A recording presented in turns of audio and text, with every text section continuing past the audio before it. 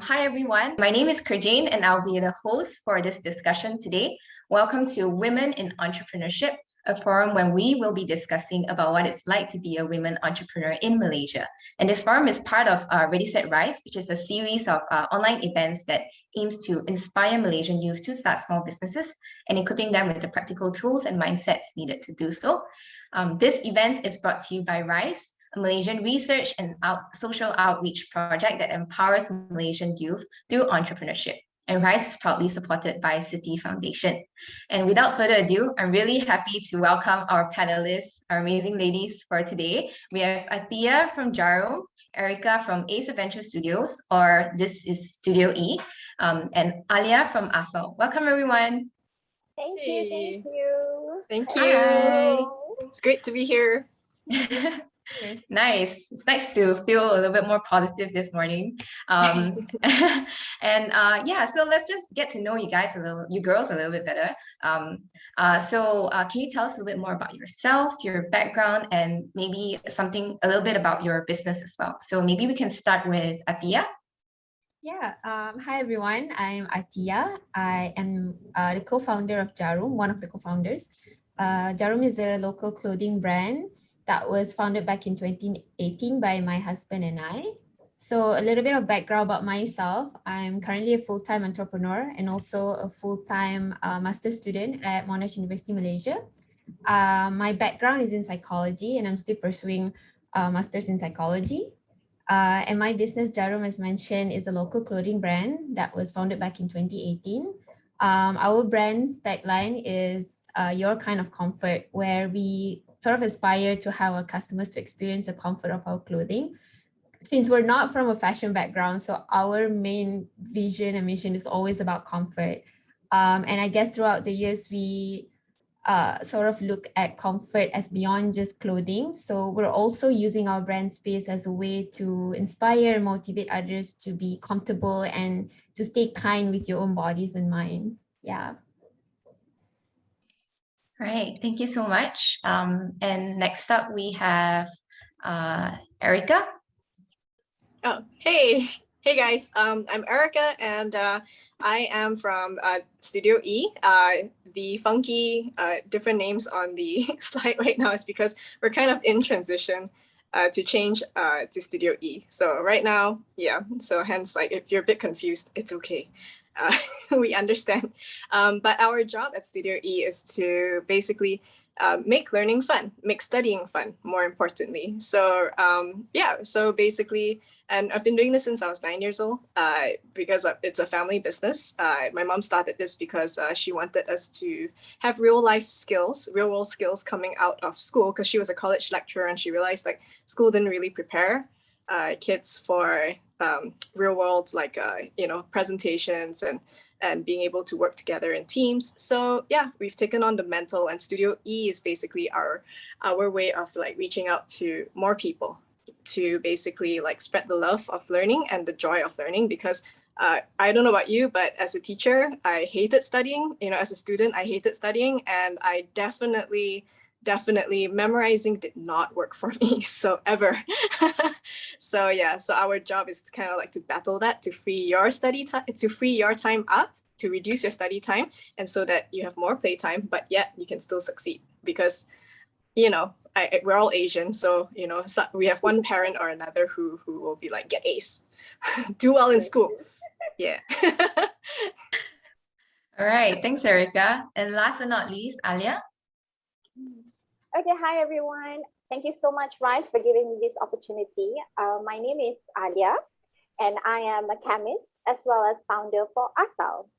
ASL is a local handmade cosmetic brand that was started last year in the midst of pandemic. It was a very crazy decision to start ASL where everybody was pulling out from business, and I made this crazy decision to jump in the midst of pandemic. But what we offered from ASL is not just ordinary cosmetic that you have seen out there. We present it in a very unique way, either in packaging or either in terms of ingredients. I am a mother of three. Apart from running ASL, I just started working as the head of chemist and R&D for another local brand But the one that I'm working right now, it's not in cosmetic. It's a different category altogether. It's in a household item. So it's whatever that I'm doing for Asal is completely different than whatever that I'm doing with my day job. So yeah. All right, thank you so much. And it's really nice to have all three of you coming from really different backgrounds and running very different businesses as well. So if you guys want to check out more about their business, you can go to their social media after this session. All right, so now let's go into the main discussion and the topic for today, right? We'll be talking a lot about what it's like for you guys to be a woman entrepreneur. So to kick us off, let's just kind of start off with what inspired you guys or motivated you guys to start your business back then. Maybe Erica, do you want to take this question first? Okay, sure. For me, what inspired me to even do business was because I read Robert Kiyosaki's Kim Kiyosaki, his wife. She wrote the book Rich Woman. I think it's one of the major reasons, I think, one of them, besides like helping kids love learning, because I hated school. So first of all, I hated school.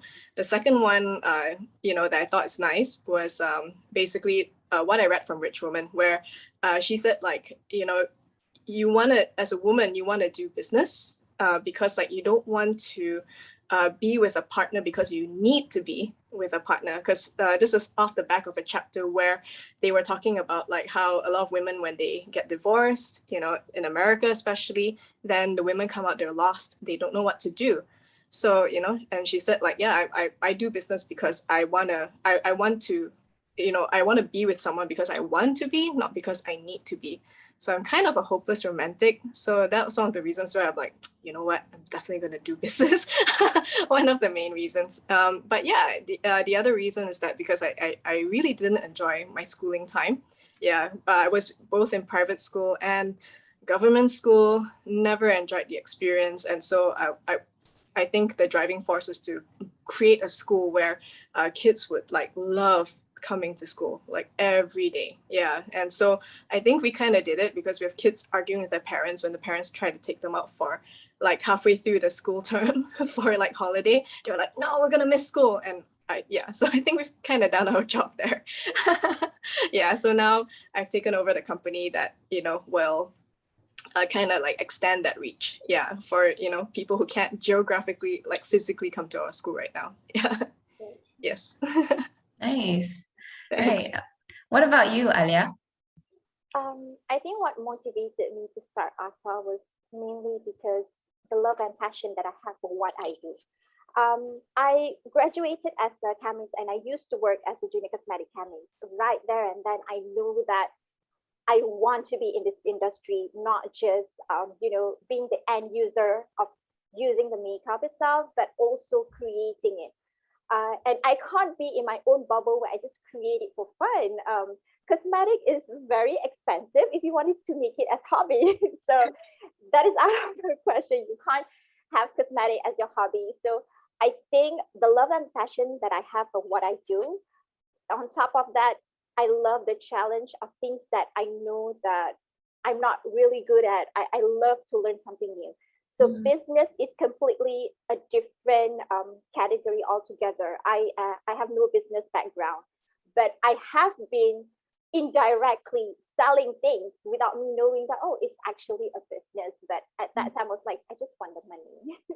But right now I feel like what motivates me more to start is because I want to share what I created with the people out there. And I can't give everybody free stuff, I need to pay for the raw materials as well. So the love and also my curiosity for things that I am not very good at, but I am still learning. And I think that motivates me well when I have the love for what I do and when I'm very curious in something that I am not, well off. Right. So how did it start out for you, Adia? For me, it's like I took a very different turn because I came from a psychology background. And I used to live in the US for 5 years with my husband. And then when we decided to come back to Malaysia for good, we sort of like took a time off from job search, right? Because we want to reevaluate our career goals and like adapt ourselves again to living in Malaysia. I guess my biggest motivation was back then. I remember taking a vacation in Penang, and I was wearing this one palazzo pants, if you know, like the big cutting pants. My mom got for me from Indonesia, and I posted a picture of me wearing that palazzo pants on my Instagram. And for some reason, friends and family were asking about it, and some were asking even if I sold them. I thought that was funny, but my husband was like, "Oh, why don't we sell them, right?" So that's the starting point. I would say we sort of become a reseller of these palazzo pants, and then one thing led to another. We came up with like this crazy idea to, like, why don't we have our own brand and register it? And yeah, we decided to create our own brand. And we started off as the Needle exclusive because we were really attached to we lived in Seattle before, and we were really attached to the place, and the name came about from there. But sometime last year we rebranded to Jarum because we wanted to sound more local and become more closer to our customers. And yeah, we started slowly to come up with our own designs and working with manufacturers. And we stopped reselling, and we have our own designs now. And I guess, like, fast forward to almost 3 years now, we're still here, still learning and still improving every day. But I guess that vacation that we took back then was really the starting point of us having our own business. Right. So all three of you are kind of different, but also, like, I can see there's some similarities that you guys saw there's this kind of gap or like an opportunity to, perhaps I could start a business in this way or that way. And I think that's really cool. I think it really shows that you guys were really curious and just really good at spotting opportunities as well. Right. So maybe you guys can talk a little bit more about as a female entrepreneur, especially in Malaysia. Have you heard of have you experienced any kind of misconceptions or prejudice about women entrepreneurs? Yeah. Maybe Alia, do you want to start with this one? I personally, I have never experienced. I think because maybe I'm still new in the business. We just turned one, so I personally, in my circle, I am not exposed to any discrimination per se. But when I have conversation with my friends, other fellow female entrepreneurs, they will always say that when we're talking about female entrepreneurs, people will think that we got it easy. That oh, she must have been sponsored by, I don't know, someone sugar daddy, so she doesn't know what to do, so she started her own business. So the misconception that we are not working as hard as we are or at par with men, so it's kind of downgrading us, as in, like, we are not capable to do big things. So it's part of the misconception that people look at women as in, we are not, either we get it easy, or when we do it, we only do it halfway or half-hearted. We're not all in. So that is something that I would strongly like to tell everybody, that it's a journey that we are going through, and as a woman, we are capable to do a lot of things. We can push a human being out of ourselves. So business is, yeah, we definitely can rule it out. Yeah, that's a really good point. Yeah, I think it's quite common that people might think, oh, if a women entrepreneur succeeds, then maybe she kind of receives some support from elsewhere. It's not really because she started from ground up. Yeah. So, Atia, do you have anything to say about this question? Yeah, I feel like I echo Alia a lot because I personally, fortunately, have not experienced any of these prejudices throughout my years of running my business. I feel like I have a really supportive circle of friends and family. But I'm sure that there's a lot of misconceptions and prejudices faced by female entrepreneurs, right? Although I do want to believe that things have slightly shifted and changed and people are more open about it. And same with Alia, I've heard stories from my fellow female business owners as well. And one of the things that strike me the most is that female entrepreneurs are soft and not leader by nature, because men are seen as being more leader by nature, right?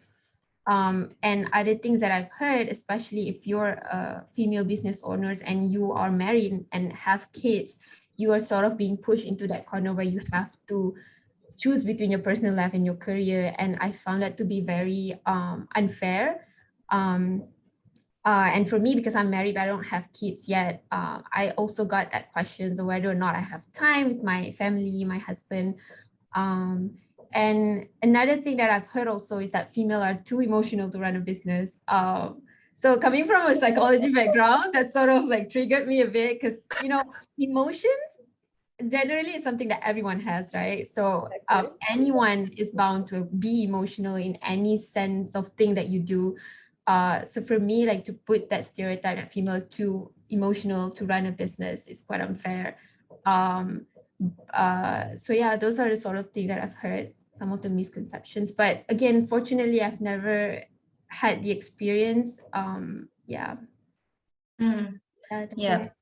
Yeah, so it's more of like the kind of wider culture that we're living in right now, that people just have certain misconceptions about women. So what about you, Erica? Do you have anything to share? I think like Alia and Atia, I'm very fortunate because like our business is like it's a woman-run kind of business. Yeah, so been very sheltered from that kind of discrimination. But I do see, that there are things that are skewed towards like how men would run it, because I think a lot of women would think like, I can't play in that field. I think like for me personally, working with some guys, you can see that they forget that we have a different way of understanding things. Yeah, so like science of business, they say it's a man's world. I think you see it more in the corporate sector, where like I've seen women who are at the top positions where they're exuding like male like energy, like very masculine energy. And I think like I'm fortunate to grow up with a mom who's like, nah, like let's just be ourselves, because I don't think you should like destroy like who you are, because it is a strength being female. Yeah, and I think what, if they underestimate for me, I personally love to be underestimated, because then I can come around from behind and like, but that's just me, like maybe that might scare some people, but it's a personal thing, that this is personally how I like to play the game. If I had to play it, like I prefer if people underestimated me, then I can just do my own thing and then come out of nowhere. But yeah, it is heartbreaking, that there's so many limitations, that there are already a lot of limitations that personally like women put on ourselves, because we're so caring about what people think. And that it doesn't help when and it doesn't help when you're surrounded by people who are like, oh, you shouldn't be doing it this way, or you shouldn't be doing it that way. I think also the other thing is that we don't have enough examples of like women who are sitting at the top as a woman in feminine energy. Yeah, mostly like I grew up surrounded by those like very like high, very dominant like type females. Yeah, so I always thought that I had to be like that, in order to sort of succeed at business. Yeah, but I'm starting to learn that the people who succeed the best are the people who really, really, really like own who they are, and they're unashamed, they're unabashedly like themselves. Yeah, so and I feel that, yeah, if there is ever a measure of success, is to build a business that is that really, because your business is you and you are your business, so you can't escape from that. I think the more you own that, the more like you can really grow into and grow your business. Yeah, that's where I'm at right now with it. Yeah. Right. Yeah, I think it's quite all three of you pointed out a very good point, is that I think we often have this misconception that being entrepreneurs, when you have certain entrepreneurial traits like being a good leader or being a good boss, like it has always been kind of attached to maybe a bit more masculine kind of tone to it. So why do you guys think that is so? And do you guys think that is still very true today in the whole like entrepreneurship world? I think like it's slowly shifting. The awareness is slowly growing, and that's why I mean like not a lot of I know small business owners. I think maybe because the community is still small, so we tend to support each other more. But I do believe that you know, people are slowly changing and start to women empowerment advocates has been everywhere. People are talking about it, and then women in entrepreneurship is something that people always talk about. And whatever that you guys are doing is also part of an awareness to tell everyone that we are here and we're in business. So it's growing. So I like to see, you know, the positive side of it. Yeah, I think I'm on the same board because I feel like sometimes I think of it too positively. But if I were to take on my own personal experience, right, one of the people who really encouraged me to start my own business is my dad. Because, you know, my dad guy, right? But also because my dad is very passionate about business. It's something that he wanted to do when he was younger, but he couldn't have that opportunity. So he was like the biggest, I would say, apart from my husband, he was like the biggest motivation for me. Like he encouraged me to pursue it, and he has been supporting me, like, you know, talking about my business to his friends and all that. So I think we're shifting, but maybe the shift could be like, you know, faster or quicker. But I do want to believe that the shift is there, yeah, and we're changing. But in terms of like the traits, it's definitely, when you hear about it, it's definitely sound more masculine and more related to men than women. And it could be frustrating for us, you know, female entrepreneurs. Yeah. Right. Yeah. Do you have Yeah. anything else to add, Erica? I think you know, I think like what RYSE is doing, you know, by featuring, you know, entrepreneurs like Alia and Atia. If you guys have not seen their videos on the RYSE YouTube channel, you absolutely should, because I was watching it last night so that I would know like who I'm speaking with tonight. I mean this morning, and like they are so inspiring. You know, I think there's so much courage needed to be an entrepreneur, and you know, women are courageous, and I feel like you know, these two ladies like definitely represent that. Then you have Jane and Cindy, you know, part of the RYSE team. They're also women, you know, entrepreneurs pushing forward.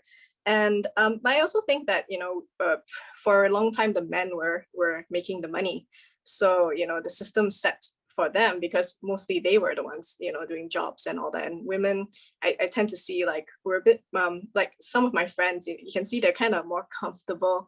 If they can have a life where, you know, they are taken care of, they would. So, you know, there's also that part. And then those of us who want to push forward as well, you know, there will be a bit of a resistance. Yeah, I think for me, I like to because I grew up reading Kiyosaki's book at 15, and I couldn't sleep after that, because I was like, do I really want to be an employee, or do I want to run my own business? But he did say that he enjoys working the most with women because he can get like stuff done. Yeah, like you can actually get stuff done because there's no like egos involved. I mean, we have she-goes, but like it's a lot less like you know, like we don't have to prove like, oh, you know, yes, you know, I'm bigger than you and higher up on the food chain, you know, which some men have, unfortunately. But yeah, but that being said, like I have a lot of really great guy entrepreneur friends who are very supportive. Yeah, just like Atia's like you know, husband and dad who are so supportive. There are also guys out there who are. So I think it's just about like, are you willing to, you know, just put your feelers out and explore and see who you attract, yeah, to yourself. And you have a right to like say no, that you don't want to work with guys who are toxic. Yeah, because I've had my fair share of working with like guys who are like, you know, I didn't, you know, no one taught me this, you know, I learned it by myself. When I asked her a question, I was just like, whoa, because I was doing it because I thought, like, make conversation, learn, get to know them, and it's good to learn from them because they are, like this person was like, financially more savvy than me. Like, I'm so terrified of numbers. You can ask my friends when I try and calculate like how to split the bill, confirm like something is off. I don't know how, but my math sucks. Yeah, so finance for me is very scary. But unfortunately, like it's also a guy's world. So they're like, they'll teach you like in a way that guys get it, but maybe not I would get it. So yeah, I guess don't stop looking for those guys who are willing to sit down and go, okay, if you can't understand this, let me try and explain it to you again. Yeah. So yeah.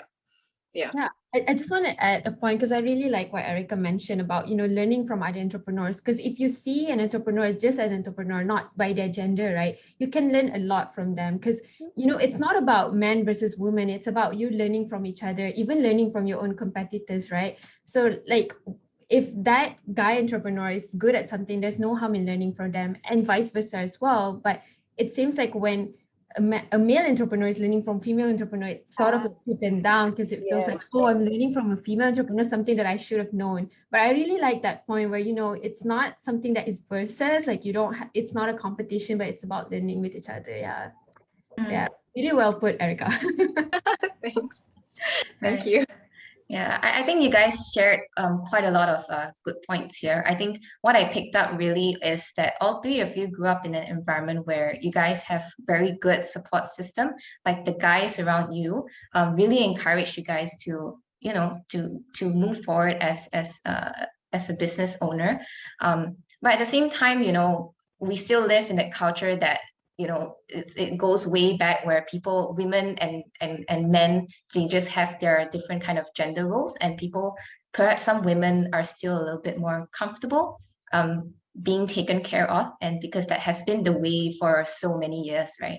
At the same time, in this whole like entrepreneurship kind of field, there are sometimes, gender can be a little bit of an issue, but as long as we kind of strip that away and just look at each other as fellow entrepreneurs, we can all learn a lot from each other and grow as just business owners, and not label it as, oh, you're a women entrepreneur, you're a man entrepreneur. Yeah, so I think that those are really good points. Yeah, and so I think let's just kind of move forward to the next question, right? Can you guys share a little bit about some of the challenges that you have faced, and how have you overcome them? So this is kind of challenges in relation to you as a women entrepreneur. Yeah. Maybe Alia, you want to go first?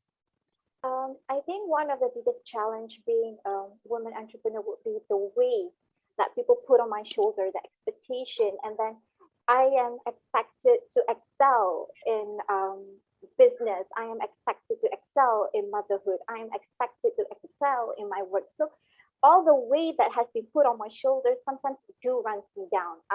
Because for the past 6 to 7 years, I was full-time housewife. I am very dedicated to my children, so I spend a lot of time with them. I make lots of activities with them, all arts and craft with them.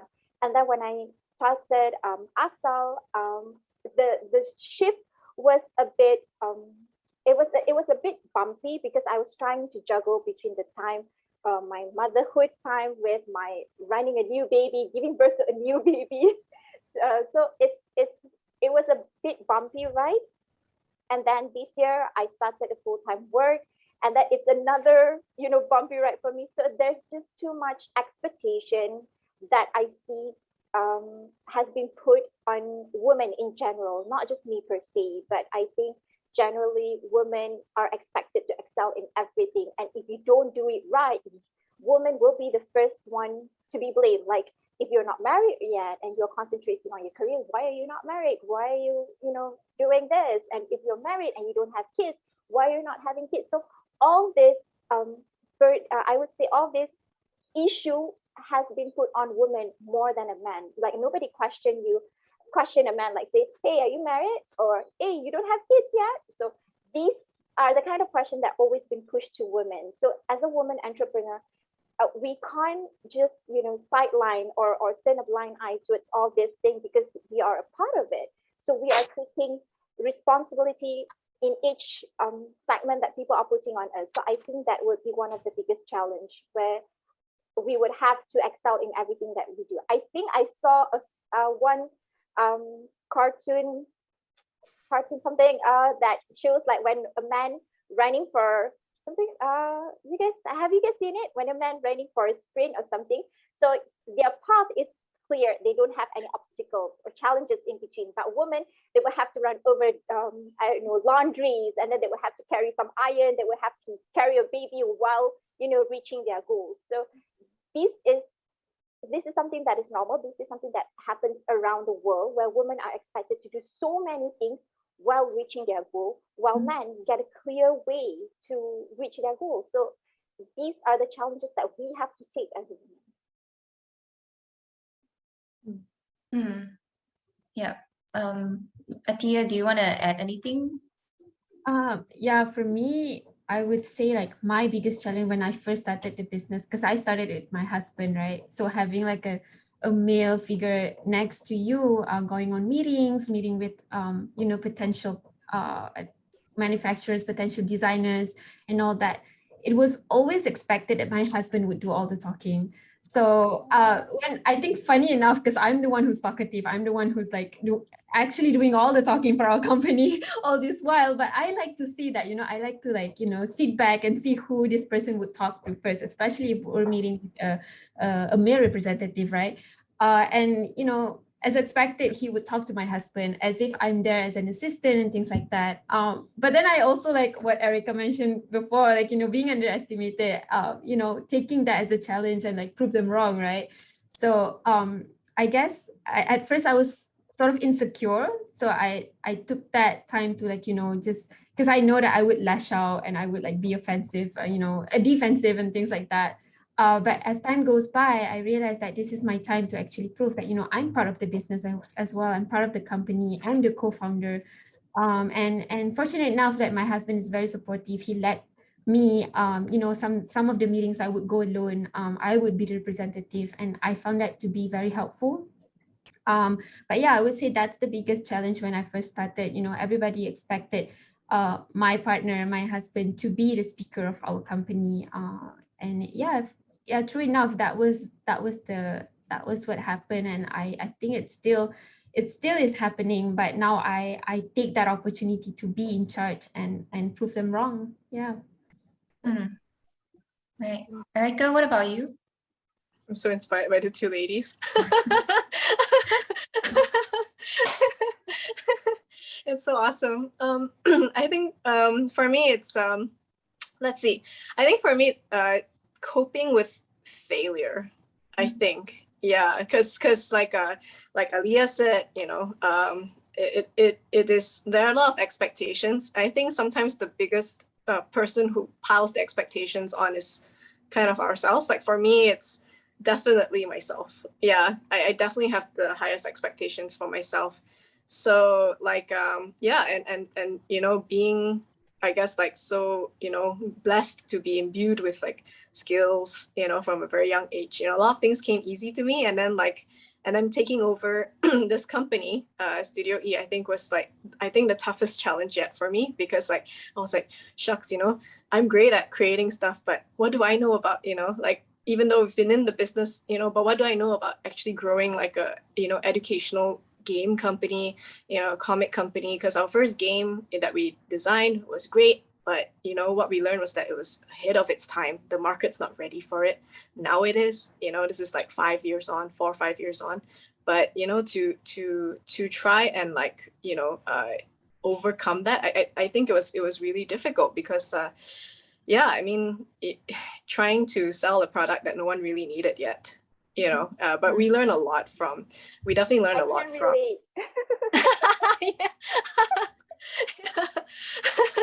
Yeah, and rejection is super tough. Yeah, that's another. That sales is the other thing I avoid. I think for me, my two biggest fears are basically overcoming the challenge of finance and sales. And I think for me, sales was I didn't know it was something I was already doing. But again, because it's a man's world, when I read the books about sales, I'm thinking, darn, I can't do that, because it's very hard sell. but we've built a business where we've never had to hard sell. And in fact, I think, again, what I've learned from that is actually about owning like what works for you. What works for the business. Because for me, I thought like, dang, how can we take our business further? How can we like impact more kids? If I can't overcome that fear of rejection, that fear of like selling, it is a very deep fear for me. I've been struggling with that for many years actually. So I think it's one of those things that you will face as kind of being an entrepreneur, like the failures, and sometimes the fear overwhelms you, and then you're there, you're thinking like, today I'm gonna promote something, and then you get out there and you're like, no, maybe I'm not going to. And then you feel so terrible about yourself after that. And then and then maybe you get over it a week later and you want to try again, and then like the fear overwhelms you again, and you're like, I'm not gonna do it, or you find a reason that like why you can't do it. And then shame comes with that, because you're like, dang, like, why can't you be better, Erica? Like, why can't you get up? Why can't you move? But again, it's part of that learning process. But it really, I feel, it got me really stuck. And having the high expectations, then it meant that I'm very, very good at self-flagellating. So beating myself up. So instead of looking at, okay, so what is it? I think the moment you're kind to yourself, you see things in a lot more perspective, and I think you're a lot more willing to do it because you want to learn. Like what Aliyah said, like what Atiya said, you want to learn. So it comes from that place of like curiosity, wanting to see if this could be better, rather than, oh, I got to do this because I need to succeed. I think for women, that doesn't really drive us as much as the process and why we're doing it. So I think that's just a difference in mindset, what drives us, what fuels us. So that's for me. Right. Thanks all three of you. And I think what I've really picked up from all of your sharing is that women, we tend to have a lot more higher expectations on ourselves, but also we face a lot of high expectations from the outside world. People think that, as a woman, you have to be a great mom, you have to take care of your kids, and you have to take care of your house chores, and you have to at the same time run your business and focus on your career and all excel in everything at the same time. So I think what I also picked up is that while women do face a lot of these kind of challenges, I think what Atiya and Alia and Erica has brought up is that take the time and use this as a challenge to prove other people wrong, and to show that as women, we can work hard, we can overcome challenges, and we can take charge of our own business, and we can be even the face of our business, right? And thank you so much for your sharing. And I think this next question is mainly like addressed to the audience and whoever is watching this. So how can the audience be a better support system to female entrepreneurs? Maybe Tia, do you want to go first? I think because everything now is mostly online, right? Like with the pandemic, even more, everything is online and one click away. I would say like, you have that power to help promote your fellow entrepreneurs, whether it being female or not. But for me, like I think what I do in my free time, I always just like, oh, this is nice, let's share it on my IG story, and other people could see that. And I think that's one of the biggest thing that you can do to help our fellow entrepreneurs. And sometimes you could even use your own business account to do that, because from there your customers could see all these other options, right? And it may seem like, oh, I'm going to lose my business by doing this, but for me that's like being supportive, and for me I don't lose anything from doing that, and I enjoy doing that. I think that's one of the biggest thing that I could think of, everything being one click away, by sharing that and spreading the awareness and spreading the kindness through that to your other audiences. So Right. Alia, what about you? I totally agree with what Atiya said just now. I think us within us, I mean, like, we need to support each other, especially when we are small business owners. We need to grow, and let's grow together. And as for like specifically for female entrepreneurs, how I would say that I am very much blessed to be surrounded by good support system that has been cheering for me and rooting for me from day one. So in order for you to support female entrepreneurs, help us to lift up some of the burden that you have been putting on our shoulder. If you are expecting us to excel in motherhood, or you are expecting us to excel in business and full-time job, help us to and give us time. If you're expecting a mom to excel in motherhood while she is running her business, help her to, I don't know, take care of the kids for 5 minutes, let her, or help her to prepare the dish, what we're gonna have for dinner. So things like that. A little help goes a long way, especially when we're doing so many things at one time. So by that, I think that is one way that you can support any female entrepreneurs, when you don't stop judging us and expect us to do everything without giving us a room to make mistake. So yeah. Yep. Yeah, I'm gonna echo Alia here. Yeah, I'm definitely gonna echo Alia here.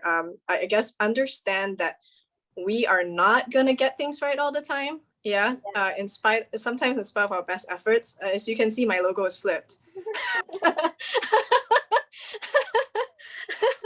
In spite of my best efforts of like what Alia did, she was sharing with us earlier, and Atia as well. They got onto Zoom with their friends to just make sure that logo was fine. I did the same thing, but look, it's still flipped. But just understand that, yeah, we won't get it right all the time, and these are women like Kira Jane, like Atia, like Alia. We've chosen to, and this is a phrase from Brene Brown, where she wrote the book Rising Strong. We're people who dared to step into the arena where people can like literally and put ourselves out there, where people are gonna boo us, we chose to do that. I gotta say, I used to be one of those people who judge people, for like, hey, how come like this one, but the thing is that, guys, no one learns more than the person who puts themselves out there. Yeah, and one day you might be that person. So think about like how you would want to be treated, especially say if you trip and fall. Yeah, although that's a really good filter, because you see who will be like, hey, what's going on? Do you need help? Or people are like, hey, sucker, loser, step. Then those are the people you don't want to like deal with. But it's scary, when you face that kind of thing. But the people who I noticed, like people, when I was judgy back then, I was just like, this person, like say someone starts a YouTube account, and they're just starting out, so the quality is not great. There are some artists that I've seen before where I'm just like, the phrasing's a bit weird and awkward. They try to do like these positivity quotes, with their art's also a bit weird, and I'm like, I'm not gonna follow this guy. But 5 years later, their account pops up, and wow, they like, I'm just like astonished, because and I gotta really give them props, because they stuck with it in spite of everything. Yeah, so I think we all don't start out perfect. Yeah, but I think also that's the scary part about being an entrepreneur at the same time, but you learn so much from doing that. Yeah, so I think for me it's just like just understand that we are not perfect. Yeah, just understand that. Yeah. Right. Thank you so much. Thank all of you. And I think this is the last question from me. So for any young women, young girls who are watching you guys today, do you have any advice for any of them who might be thinking of starting their own business as a young lady? Yep. Maybe Erica, would you like to go first? That's a really good one. I guess, think about why you want to do it, and really sit in that, because I think one thing that Alia, Atia, myself, Kira Jane, and the RYSE team have in common is I think we had a why we wanted to do something. Yeah, because it becomes empty after a while when you start a business and you start earning money just for money's sake. And I do, and if you read, what's that? The woman version, Think and Grow Rich for Women by Napoleon Hill, you'll see that we tick very differently from men. So there's a step in the book that Napoleon Hill gives to decide like how much money you want to make. And that's the first step. But for women, when Sharon Lecter rewrote it, she's like, think about how much impact you want to make. Yeah, and I found that resonated with me more than how much money do you want to make, Erica? Why, I don't know. Because I believe very strongly that that when you take care of, when you help people solve a problem, the money is like kind of like the result of it, not the end goal. Yeah. So I think for a lot of us, I think like for me particularly, I feel uncomfortable if my money, if the money was like the main goal. Yeah. So I don't know if some of you tick that way, but yeah, I hope this helps. Yeah. Yeah. Maybe we hear from you, Alia. Oh my God, I totally agree with what Erica said. She said exactly what was on my mind.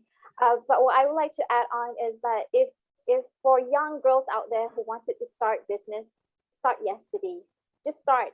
If you love what you are doing and you have the love and passion for what you are doing, and you see that business as an outlet for you to express the love that you have, start yesterday. Don't wait. Taking directly for someone like me who have been waiting and who have been contemplating, I think I jumped in, and when I started when I started last year, I jumped in, and it was the best decision that I have made. So if you think too much, you won't move. So you need to move and get your brains moving at the same time. So if you're thinking of starting your own business, start yesterday. Don't wait. Right. Thank you. So lastly, Atia. Yeah, I definitely echo both Erica and Alia. Definitely, you need to have your why. Why you wanted to start your business. I think that really goes a long way. Because when you're stuck, you would always look at that why again. If there's that one day you feel unmotivated to do anything, just even one post on your Instagram, you just feel unmotivated. Go back and look at why you started a business at the first place. And definitely what Alia mentioned. Start. Because right now there's a lot of opportunities. Even if you don't have an amount of money to start your own brand, to start your own company, you can always start slow. You can be a drop shipper, resell, like how I started. I resell the pens, right? And I guess that's part of the learning pathway, because from there you get the idea of, oh, this is how I get to run my own business. And the best way is to learn from people who are experts, right? And I think grab any opportunities that you have, and like Alia mentioned, if you feel like that's what you wanted to do and that's what you should do, just grab that opportunity. But my biggest advice, I say, would be, keep learning. No matter how long you've run your business, just keep learning. Always have that open mind, to always learn from people. Be open. Definitely. Thank you so much, all three of you. And thank you for sharing with us your advice as well. And now we will move on to the Q&A session. So we do have quite a few questions, but I don't think we will have the time to cover everything. So we will just be selecting a few. So the first question from the audience is, how do you deal with people underestimating your skills and capabilities in running a business as a woman? Do you have any specific steps or strategies to overcome this? Maybe Atia, do you want to share? Yeah, I think I sort of touched on this as well before with what Erica mentioned, taking that underestimation as something, as a challenge, and, to prove them wrong. But I think every time I face this, when people sort of put a judgment on me and underestimate my skills and what I can do, I took that and again question why. There's always a why. Why would people underestimate you? Why would people inclined to believe that male entrepreneurs are more successful than female entrepreneurs. Why would people think that, you know, as female entrepreneurs, we lack the skills and all that? I always look for room for improvement, definitely. And I take that underestimations as being a feedback for myself. You know, not taking everything personally, but also taking that as an opportunity for you to improve yourself. I think that's the biggest thing that you can do. But definitely it's easier said than done lah. Because, you know, when people underestimate you, you would definitely feel like, you know, like definitely someone stabbing you in the heart. It takes time to get there, but you know, I learned that the hard way. Because I'm an emotional person that I would, you know, I would definitely feel defensive if people were to point out some of the things. But if you really take the time to think about it, you know, some of the things that people point out to you could be something that you could improve. So my biggest take from that is definitely an underestimation could be a feedback for you to improve yourself. If I may add, I mean, like, I always look up to people like Atia and Erika, who takes, you know, when people, those negative thoughts, or when people are looking down at you, you manage to power it through and, you know, and challenge them back. Me, I am completely the opposite of that. If I had this experience when I started ASAL, I was looking for a community that can help me grow. So I stumbled upon this one group of community that consists of very experienced entrepreneurs who have been in the industry for more than 7 years, who have been earning thousands of ringgit per month. So I joined that community in hoping that, you know, I could learn something from there. So the first time I presented myself, they underestimated me. They said, like, what are you selling? It doesn't make sense. You know, it doesn't look expensive, doesn't look exclusive. So I was, in a way, I was bashed by them. So I was completely demotivated by then. And then I talked to my husband about it. I talked to a few of my friends who have been in business as well, and they said that, you know, detach yourself from that group. Not necessarily because they are bad people or because they are toxic. It's just because they are not the kind, they do not give the vibes that you can accept per se. So that's what exactly I did, because I'm the kind of person who fly higher with support, with a good support system. I have always been that person ever since I was school. I will fly higher when people you know, have confidence in me, when people praise me. So that's when I excel. So I detached myself from that group, and I managed to find a new community, the makers community, which consists of very, very supportive group. They would point out what needs to improve. Instead of judging you, they will point out what you need to improve. So I guess when you are looking to grow, if you are the kind of person like me who can't deal with, you know, hardcore criticism, you detach yourself, not because they are bad people. No, it's because the vibes, that the energy that they send out might not sync well with you. So yeah. And I just want to say that doesn't make you weak at all. You know, it's just that everybody has their own preferences and everybody has their own personality, and what works best for you works best for you. So yeah, find your tribe. I guess find your tribe, the ones that will, you know, that will pick you up. Yeah, the ones that will you know, ask you like, hey, are you okay when you trip and fall? Yeah. Yeah, I think I think that's a really important thing, because I didn't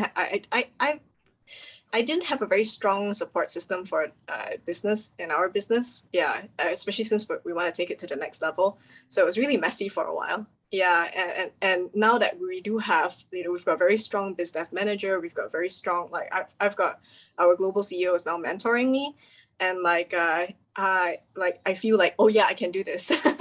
I can do this. But I think step one in dealing with people looking down on you, if you have to cry. Yeah, it's okay, because you're processing something, and the reason why, you know, it feels like a stab in the heart or the gut or wherever it is because it's probably something you know, like for me personally, like it's probably something I didn't like about myself. I hope I won't be seen that way. So when someone actually says it, it's like, oh, and you know, and sometimes these are things you don't actually want to look at, but moments like this, they're kind of like a gift for you to examine. But yeah, allow yourself to cry and have the courage to like look inwards and feel it, and then decide for yourself, like, is this true or not? Is this true or not? You know, do what Alia did, do what Atia did, where they checked in with their support system. And support system, not people who like, you know, enable you, like say, you know, I don't feel like doing work today. Yeah, sure, let's go shopping, you know, that kind of thing. But people will go like, oh, why don't you feel like doing work? Oh, it sounds like you're burnt out. Come, let's go shopping. So, you know, they're not enabling like your laziness, but they're enabling you to rest because they found out that you need rest. Yeah. So that, I think that's the difference. People who will empower you and people who will kind of like disempower you. And yeah, this being on the end of this empowerment sucks a lot for an entrepreneur. But it's normal.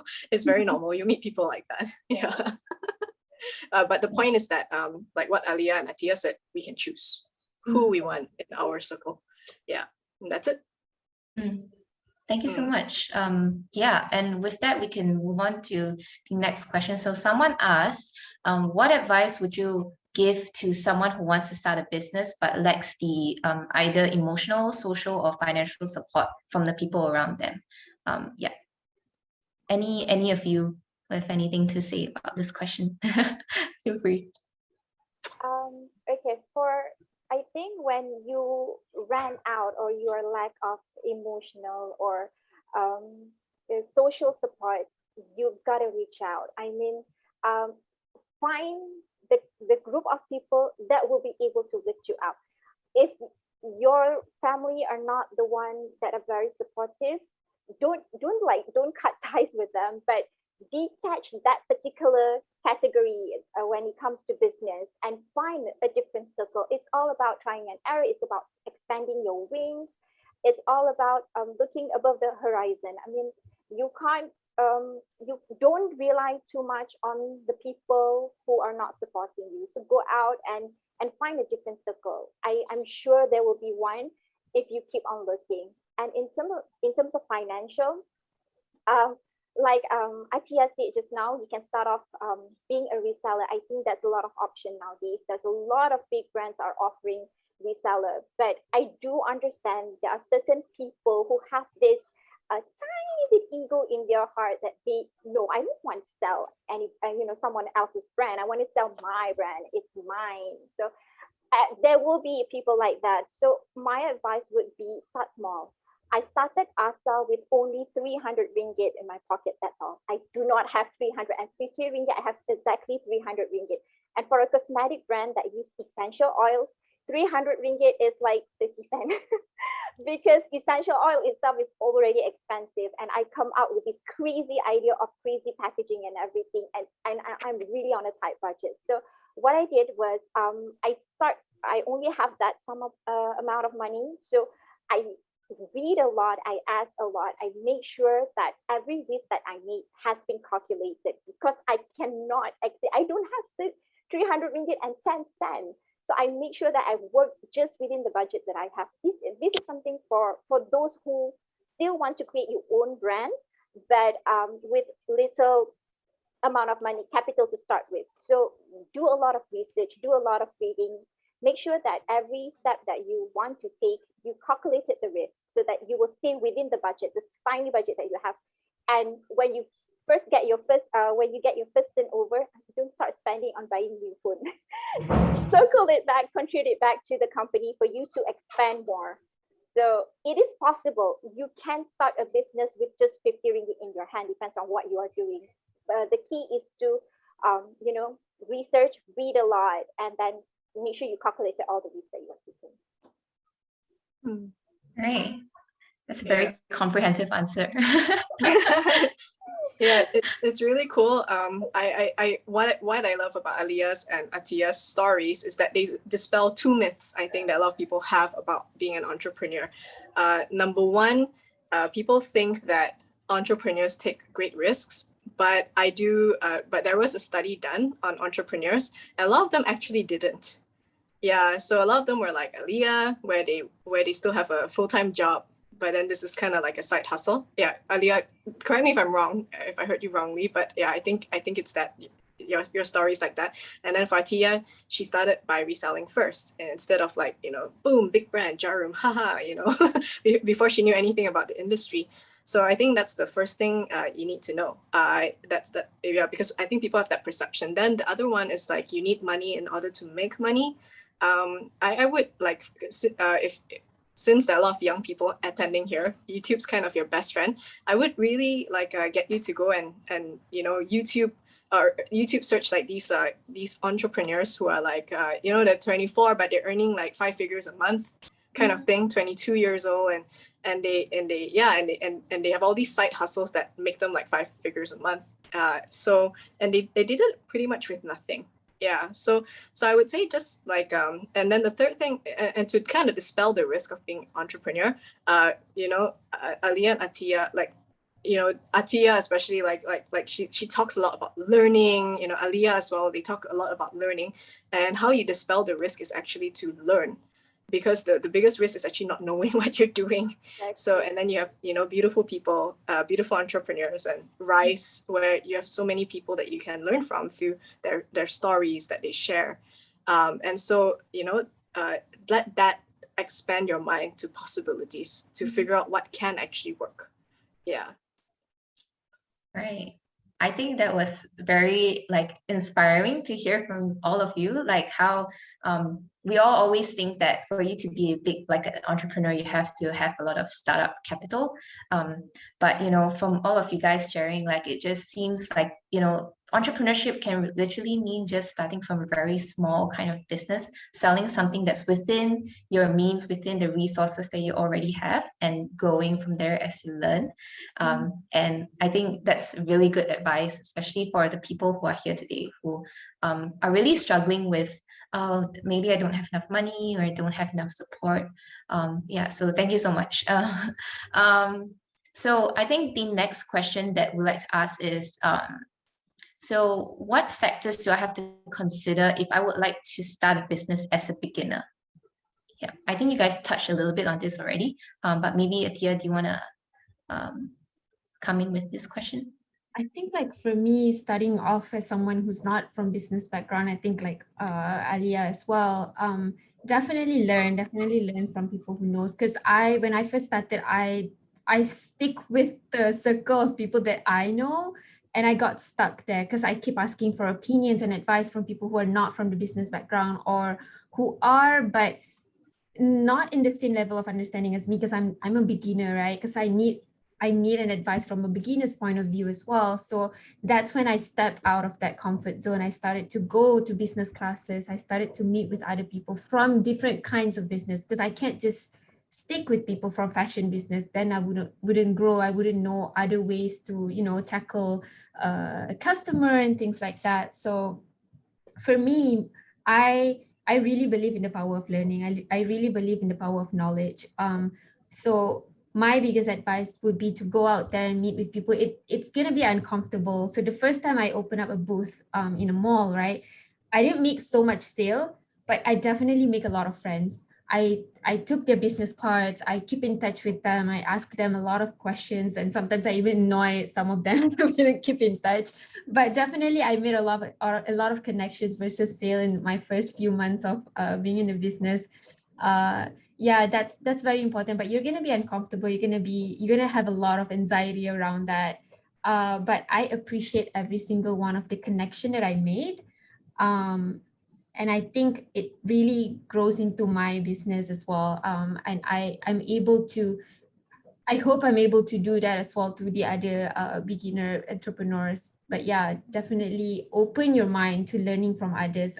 Like, I don't know if it was Erica or Alia who mentioned, like, reserve your ego a bit, but definitely learn from others. Yeah.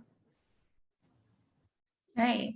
Yeah, Alia, Erica, do you guys have anything else to add?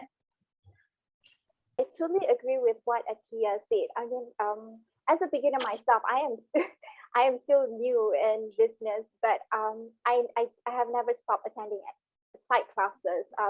This is something that I didn't tell anybody about it, but I keep on signing on classes, and then my friend found out about it. Like, why are you signing up for TikTok class, for Instagram class, for I don't know, financial planning class, because I don't know. Those are not my field of expertise. You ask me to make a soap, poof, I can give you a soap. But you ask me to do TikTok, I would be scratching my head on how to edit it. So I don't feel shy to go around and attend all these classes. And I have been doing it. And I will go to all my nephews and all my nieces and, teach me, how do I do this? How do I edit this? Because I know what I need to improve on. So I think what Atiya said was very important. If as a beginner, never stop learning. Even if you are not beginner, keep on seeking knowledge, because it's going to help you in future. It's going to help you for a very long time. So keep on attending classes. I'm still attending classes. I just finished one classes. So I think by expanding your circle when you attend classes, it helps your business in one way or another. Like Atiya said, when she opened a booth, she makes a lot of connection. So from there, you can also learn. When you attend classes, you can meet new friends that is already in the industry that can give you a hint or two on what you're gonna do. So yeah, never stop learning. As a beginner, that's very important. Yeah, and yeah, beautiful answers, beautiful examples, from Atiya and Aliyah, because I think some people see being a beginner as a disadvantage. But I had a mentor once who, when we went for his course, it's like he's super meta about business. When you listen to him, it's like most concepts like fly over your head around business. You're like, and you come out, you're like, oh no, what just happened? Your mind's like, right? But every time we'll be like, he'll ask us like, so what do you guys think? And then we'll go like, but we're confused. And he's like, great, because it is the most like exciting, it is like a gift. It's the most exciting thing because you get the gift of actually finding out. Yeah, so being a beginner, what's great about it is that, yes, people may underestimate you, but what's great about it is that, yeah, you can ask any question, like you can bug people as much as you want, and try and make friends with them to find out more, and what you'll find is that a lot of people out there are actually quite nice, as seen in Atiya's story. Yeah, and they will willingly like share what they know with you. Yeah, so you just have to ask, like, I need to learn from these two ladies, because I sometimes forget. I'm the type where I do things on my own, try and figure it out by myself. But I've come to a point where it's like, try and do things on your own. Yes, you do a lot, right? But what is the impact? Like, especially if what you're doing is important to you, how like for me, I realized like the impact I can make, if I don't reach out the way Aliyah and Atiya did, like it's very small. It's really small. Yeah. And I think our businesses and why we're doing it is so important. So, like really step out of that comfort zone. And yeah, so for me, I'm learning from these two ladies. I'm like thinking, okay, where can I put more time to just connect with people? How do I unbusy myself a little bit more? So I can like connect, maybe like go like, hey Aliyah, like hey, you got time? I need to pick your brain for a bit.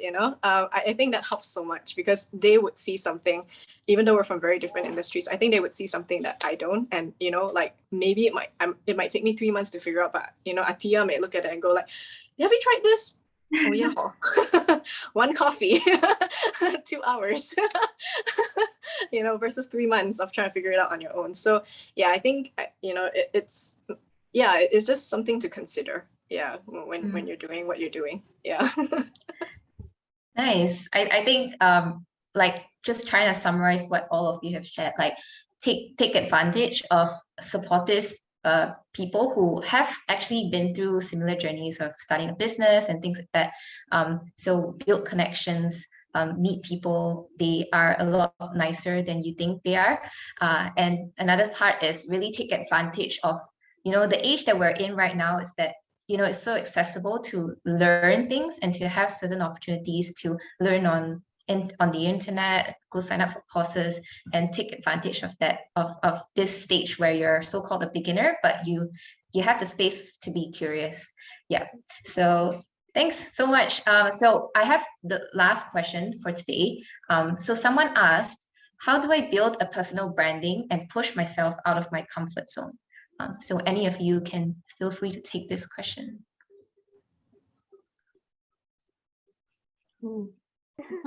Hard one. Personal branding.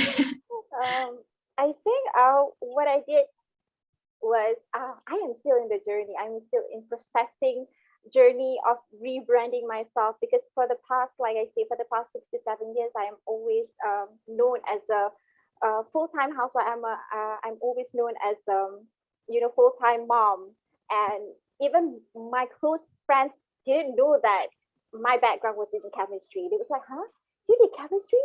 So did you make bombs?" Like, no. So for the past 6 to 7 years, my branding was always as a mom, because I shared a lot of activities with my kids on my social media, and a lot of people approached me to start my own YouTube channel where I share all my activities and my kids' improvement. But then, since last year, I need to rebrand myself as a chemist, because I need to present ourselves, and a lot of people keep on telling me that is one of your strong point, because you're a chemist, and also you formulated everything that you are selling. So in a way, I am adjusting and rebranding myself to be seen as a chemist when I'm speaking for ourselves. And one of my friends gave me this tip. She said that she told me that, looking yourself in the mirror every single day and say, "Hi, my name is Alia. I'm a chemist." So I have to, instead of, because before this I would say, "Oh, hi, I'm Alia. Oh, I'm a full-time housewife." But right now I have to be, "Hi, I'm Alia. I'm a chemist." And I had this opportunity to practice when I open up booth. So every time when people come and approach and to look at the product, I'll say, "Hi, I'm Alia. I'm a chemist. I formulated all these products." So it's a consistent learning process, and it's something that you have no choice but to step out of your comfort zone and keep on practicing.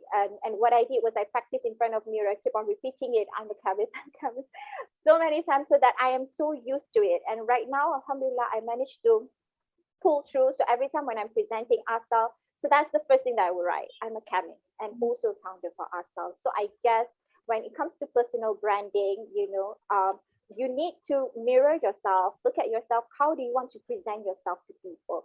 And you have a lot of public figures out there, a lot of entrepreneurs who are branding themselves. We got Dato Alif Shukri, Dato Srivida, Vivi Yusof, and all these huge names that whenever you see them, you know their products, you know their tagline. So it's a whole journey, and you need to just start.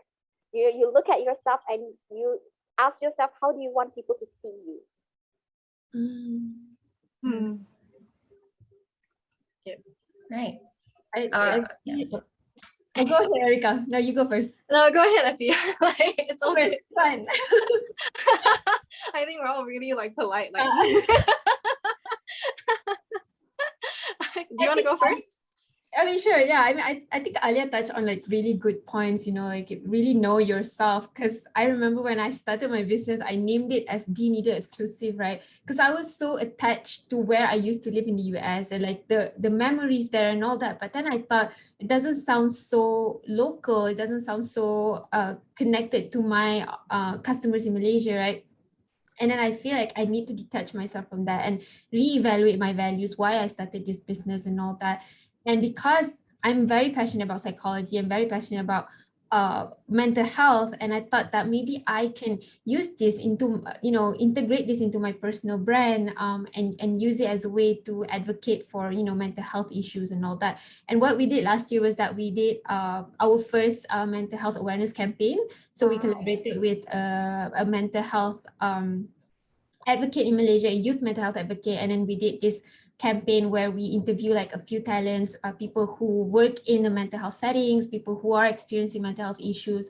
And that's when I really feel connected to my own brand. I really feel like finally I have a value that I really love, that I really believe in.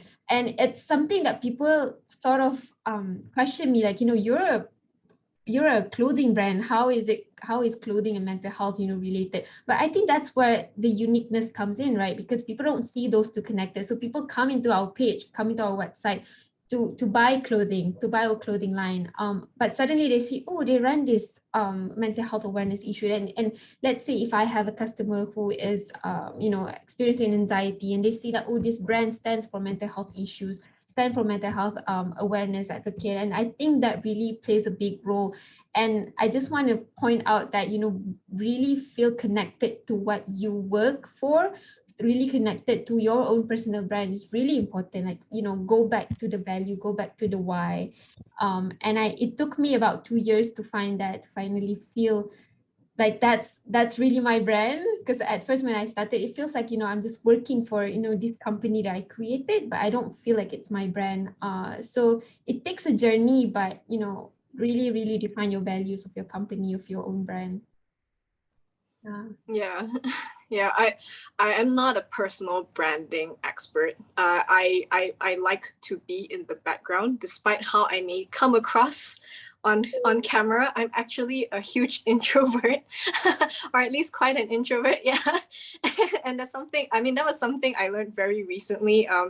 There's a book called The Introvert Entrepreneur, and when I read it, I was like, oh, thank God.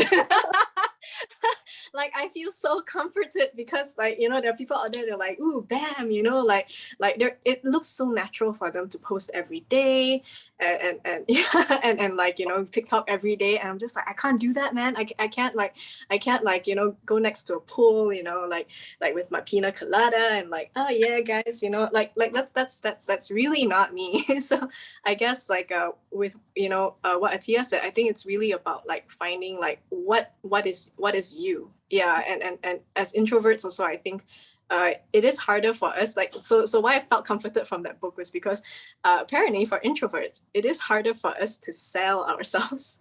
Yes. Because because the voices in here are super loud because we live so internally. Yeah, and then but then when we and I think hence the procrastination. Like for me, I've procrastinated on my own personal brand for many years. Yeah, so I would learn from people who are introverts.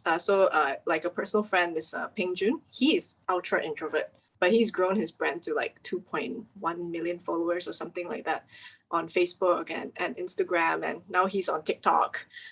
So building a personal brand is important, and you know, if you're introverted, please learn from an introvert person. So he's super introverted. He doesn't seem that way, but he is. And then and he'll tell you that in his core stories. And then, you know, if you're extroverted, learn from the extroverts, you know, because they're your people, man. They're your jam. Yeah, so yeah, I think that's that. And I think the other thing also is I think what holds a lot of us back from building the personal brand as well is that we, you know, it's dealing with the people who might look down on us and who might say something that's like with us. Yeah, like I was just thinking while listening to Atia and Alia that I was reading this book, The Psychology of Money. Sorry, I know I read a lot. I like to learn about things because I'm on my own journey getting comfortable with the idea of money. There's no way I can grow $1 million business if I'm not comfortable with $1 million, right? So in the book, The Psychology of Money, they talked about how like people who invest and expect not to lose money, they're kind of cheating. Because to lose money in an investment is part of the journey. It's where you learn the most. And one of my friends told me, like, yeah, his dad always says that if someone it happens to invest and happens to get lucky enough, the first investment is good, they're going to learn nothing from that investment. Yeah, just somehow they're not going to, and then they get cocky and then they make really poor choices after that. So I think for personal branding, you know, it's the same thing. Like to want to do it and expect, you know, that people won't say bad things. You're like, no, please don't say bad things about me, right? It's kind of like a little bit like cheating, like, you know. But sometimes, like, I have to remind myself of that because sometimes, you know, I'm thinking like, oh, you know, scary life. If someone says something bad about me, you know, what if I cry on the bed for 5 days after this person, like, you know, put this comment on social media?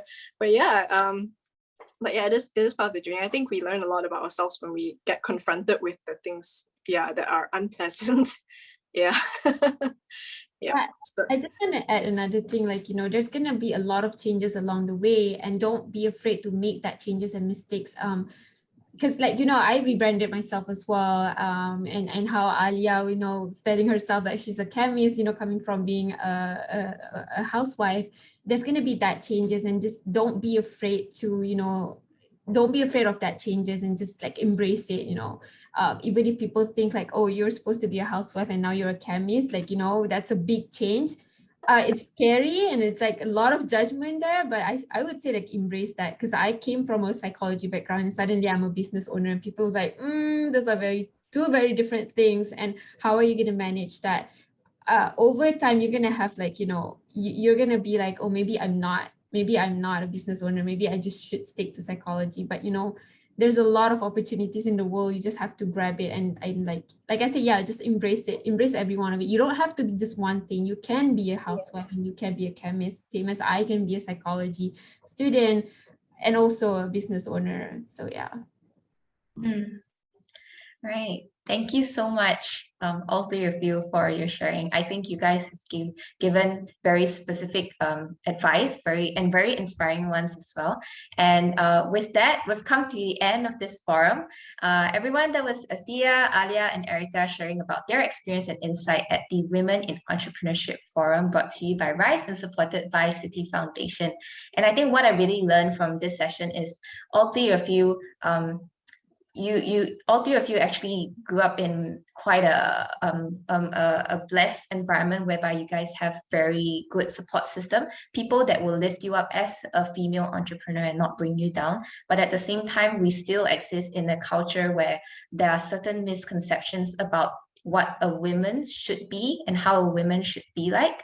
But all of these challenges that women face, we can also take it as a challenge for ourselves to work hard and to prove other people wrong. And also, I guess another thing that all of you touched on is, even though we face a lot of challenges, the best thing to kind of overcome that is to just start, because when you start, that's when you learn the most, and that's when you learn more about yourself. And as you evolve, embrace the process, keep learning, and keep going back to your values as to why you started in the first place. So I think I've been really inspired by this session, and I hope that's the same for the audience as well. And I hope all three of you had a really good time sharing with each other. Yeah, and if you guys would want to find out more about their business, you can feel free to check them out through their social media. So it's on the slide right now. Yeah, and I would just like to also announce about some exciting programs by RYSE that you can really look forward to. So introducing our latest creative competition, the Spirit of Malaysian Tauques, which is a postcard design competition to give youth the opportunity to learn more about entrepreneurship and to highlight stories of Tauques like Atia, Alia, and Erica. So this competition is actually inspired by our Tauke Talk series. So do join us at bit.ly/TSOMT2021. So that's where you can check out more details about the competition and how can you sign up. So that's the link to the website. And so this competition is actually open up to Malaysian youth aged 16 to 28. And it's already launched, but submission closes on the 12th of November. So you still have a little bit of time to submit your postcards. All right. So next slide. So if you've enjoyed today's session, come join us every Wednesday for Tauke Talks, and we feature a lot of exciting entrepreneurs from different backgrounds and in different industries. So it's basically a series of sharing sessions where we feature Taukes and they come and share about their entrepreneurship journey. So if that interests you, come join us every Wednesday, and do check out our social media at Tauke Talks to find out more about our Tauke Talks lineup. All right. And next, if you like to find out more about RYSE, what we do, and some of the upcoming programs that we have in store for you, check out our social media channels, Instagram, Facebook, and also our YouTube if you like to watch some of our videos. All right. So thank you so much for joining us today. And we're thank you so much, all three of you, to come and share with us your insights and your journey as well. It's been a pleasure. Oh, thank you. Thank you for having us. Thank you. It's such a pleasure. Thank you.